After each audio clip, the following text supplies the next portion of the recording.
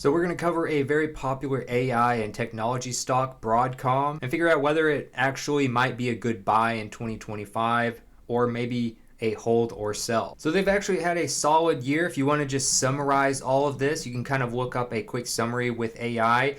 But most of their strong year was attributed to surging demand for its custom artificial intelligence chips and contributions from the integration of VMware. They're also consistently exceeding earnings estimates and provided positive guidance for future growth, which is very important. And also they're part of the massive growth in the semiconductor and infrastructure software divisions. So obviously a big part of where the future is going and capitalizing on the trend of AI. They've had strong Q3 results in its fiscal third quarter, which ended in August 3rd, 2025. They reported record revenue of nearly $16 billion, 22% year-over-year increase.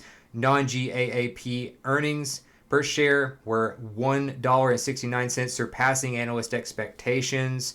And again, they seem to have very positive guidance going forward. AI growth has been a big part of this. 26% revenue increase in Q3 from semiconductors, and infrastructure software revenue from this segment grew 17% in Q3. So just really good news all the way around. They've also had a few industry partnerships as well with Canonical in September to integrate Ubuntu with its VMware Cloud Foundation platform.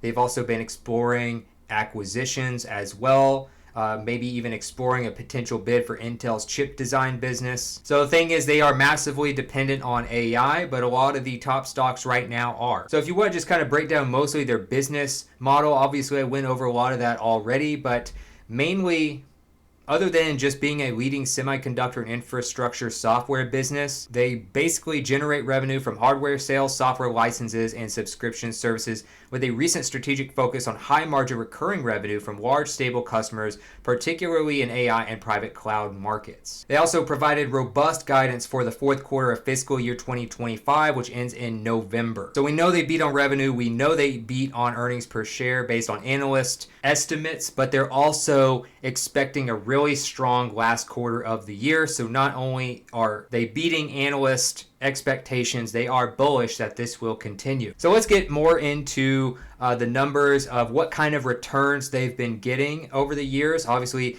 not necessarily meaning this will continue, but is still a good factor to look at. Year to date, had a strong year, 44%. Last full year, 365 days, they're up 87.84%. Over the last 5 years, up 837.58%. Again, a big part of this was the surge in the AI demand. So right around 2023, they started having a huge surge, and it's basically been compounding over time. Now, I also like to look at the past 3 months, which is basically a quarter of the year, and they're also up 26% in the past 3 months as well, which is pretty strong. Now let's compare that to the S&P 500, which is Broadcom is typically seen as a high growth stock. It's not one that you really depend on for retirement or dividends.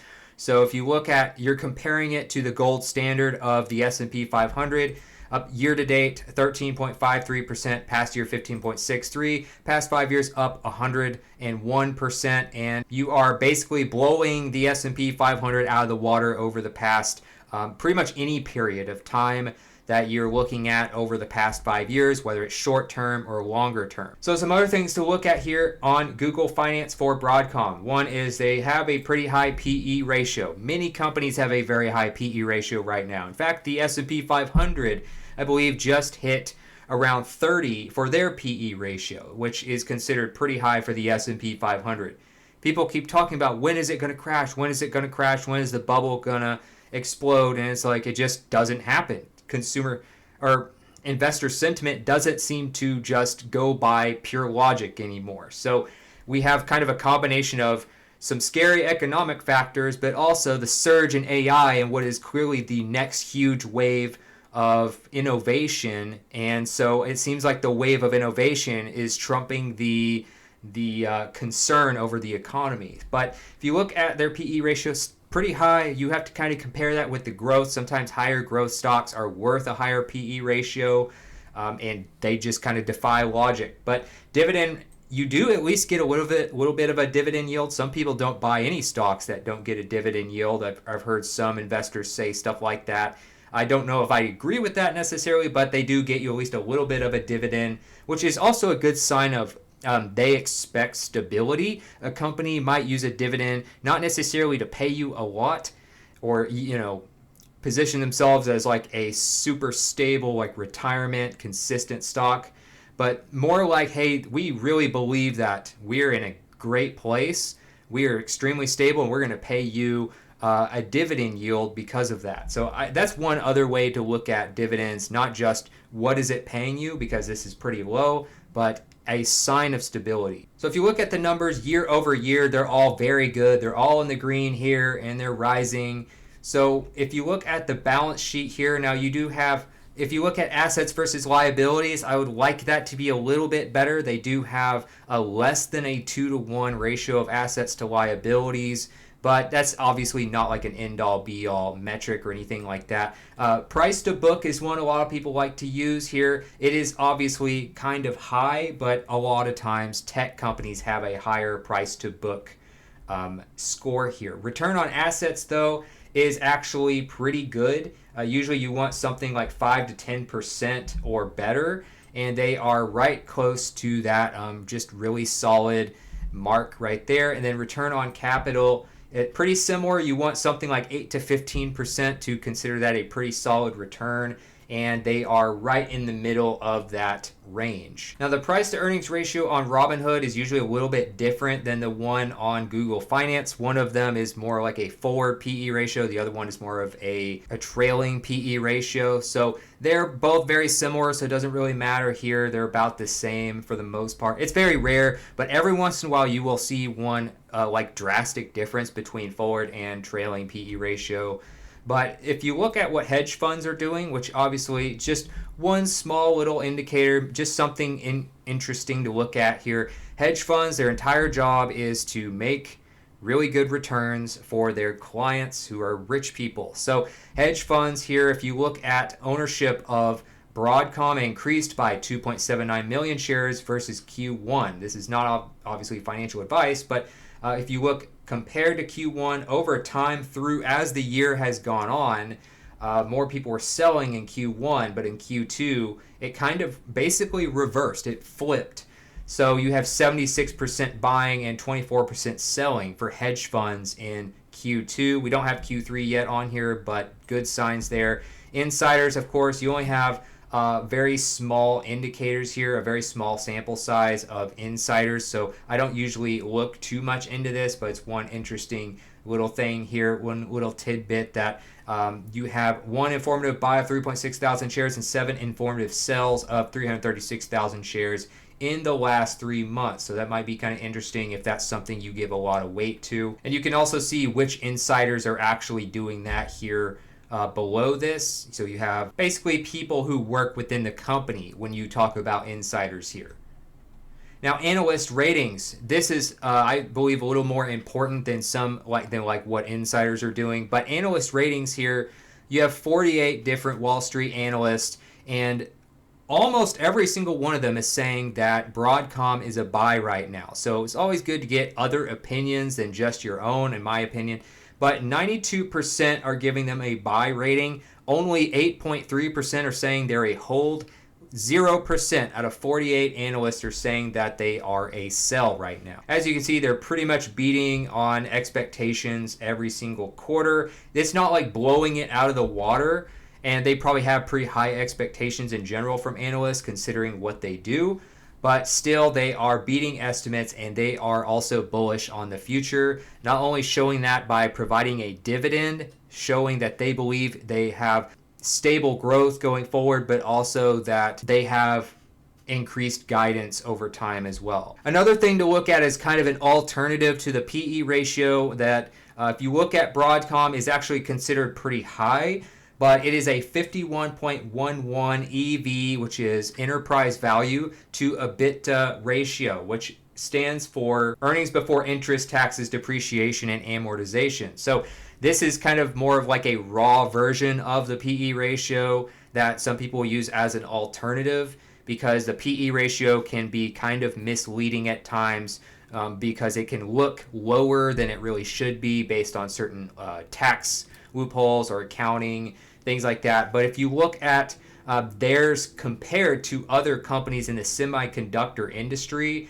it's a 51.11, but it's also considered worse than 76.38% of companies. Now, this is one indicator of like, is this a good time to buy? Not necessarily that they're a good company that could get strong returns. It's more just the price versus what you could get. So a lot of these, the last handful of companies that I've covered here have had a higher than normal EV to EBITDA ratio. So that's just kind of one small indicator, but it's something to consider. Now you also have the PE ratio, or the PEG ratio, which is very similar to the PE ratio, but it actually goes by growth over time instead of just price and earnings right now. So your forecast 12-month forward PEG ratio, according to NASDAQ, is a 1.86. So to put that in perspective, if you haven't seen my other videos, 1.86 is actually pretty good, considering the environment right now especially, but 1.86 is considered a pretty fair value.